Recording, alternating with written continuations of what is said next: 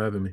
Yeah. In what ways has Dom DeLuca made other guys better on the defense, and what have you seen from him over this whole year, and how he's dealt with some adversity as well?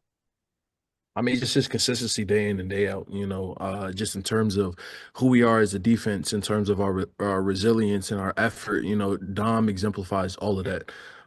Day in and day out, he's the same person every single day. He's the first person to the rock. He's the first person in the building, last one to leave. He's, I mean, he's a Penn Stater, truly, from his core outwardly.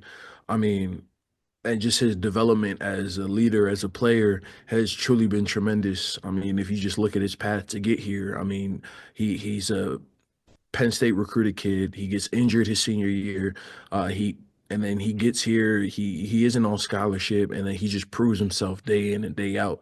And then he earns a scholarship, and now he's just a productive leader and mentor for the young guys. He's done a tremendous job in his work ethic and how he's pretty much chosen to be um, just a leader, day in and day out. And I think he's doing a tremendous job. You guys see it in this play, his attention to detail, especially in this last week with the two picks. I mean, he had a batted pass to himself for another pick. Like that's just a tremendous play by him.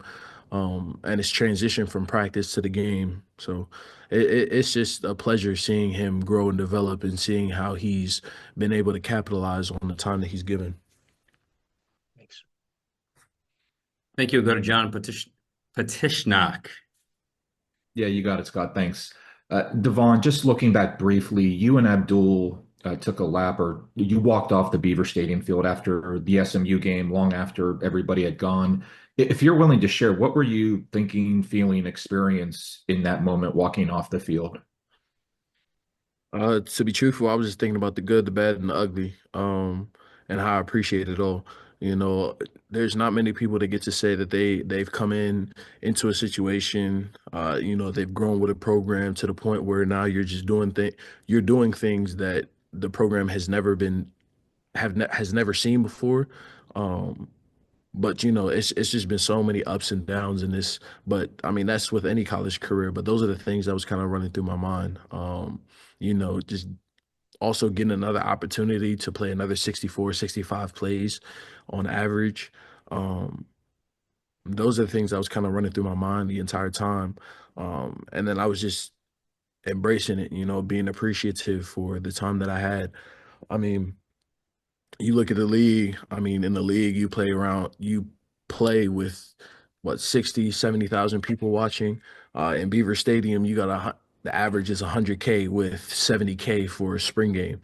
So, I'm just took that lap, looked around, and just appreciated every moment that I had in that stadium one last time. Thank you. We'll go with Audrey from The Athletic. Hey, Devon, appreciate your time. I wanted to ask about Ashton Jeanty, and obviously so much of their offense goes through him. What are kind of some of the challenges that you've seen from him on film, and what, if anything, maybe excites you about playing against a guy like that? I mean, first and foremost, I mean it's the Heisman runner-up, and I consider myself to be a run stopper. So to go against the Heisman runner-up, who's also the best running back in the country, that's a treat for anybody who considers himself a competitor at my position and what we do in terms of stopping the run. And just in terms of who Jeanty is as a player from what we've seen on film, I mean, he's a very explosive player. Uh, I mean, the biggest challenge is pretty much just making sure we tackle him. His yards after the carry is like 1,009, or after contact is 1,944 yards or something like that. Um, so that poses the biggest challenge. I mean, you see it on film. Um, it's just finishing tackles. That's the biggest thing, and that's what we harp on. Thanks, Audrey. We'll go to Daniel Gallen. Did I answer that question? I don't know if I answered that fully, but yeah. Yeah, you're No. good. Yep, Oh, okay, cool. appreciate it. Go ahead, Daniel. Thanks, Devon. Beyond Genty, What has stood out about this Boise State offense, including what their quarterback's able to do, some of the wide receivers? How do you see all of it fitting together and challenging you guys? A lot of it is centered around Genty. Um, and I think they play well off of that. I think that they understand that defenses game plan for Genty.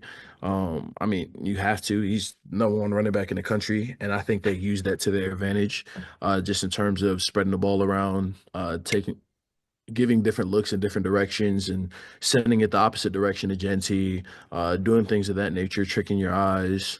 I mean, in terms of their run pass schemes, it's not anything that we haven't seen before. But I think they just do an incredible job of scheming up defenses um, around Genty and utilizing, the skills that they have at wide receiver, at QB. Thank you. We'll go to Joe Smeltzer. Hey, Devon, appreciate the time. So we had Coach Allen on earlier. He said he felt Keziah Izzard played his best game of the season against SMU, and I think a lot of people would agree with that. As a veteran guy who might not get the attention that other guys on the defensive line do because it's such a talented room, what have you seen from him this season, and how would you say that he has stepped up, particularly over the past month since Hakeem Beamon and Alonzo Ford are no longer available? I mean, when you look at it and you look at it critically, we're in a three defensive tackle rotation. So, I mean, for the most part, with a younger guy coming in every once in a while, but for the most part, it's a three defensive tackle rotation. And Keziah has done a tremendous job of stepping up with the reps that he's getting. Um, and just making the most of it. I mean, he had what, 5 or 6 tackles on Saturday. He did a tremendous job of climbing up field, playing to his strengths. Because I is an incredible player. He's strong as an ox, and very quick off the rock. And I think that you guys seen that this past weekend. And I think he's just doing a tremendous job. He's kind of stepped into that role, having more reps, helping with the younger guys just a little bit more, and really just embracing the moment. Cole has had many years in the past where he's stepped up as a player. I mean, you've seen it in 2021, 2022. He stepped up and had some incredible years, and I think this is no different. He's stepping up into his role, and making the most of it. Making a lot of plays and doing it well.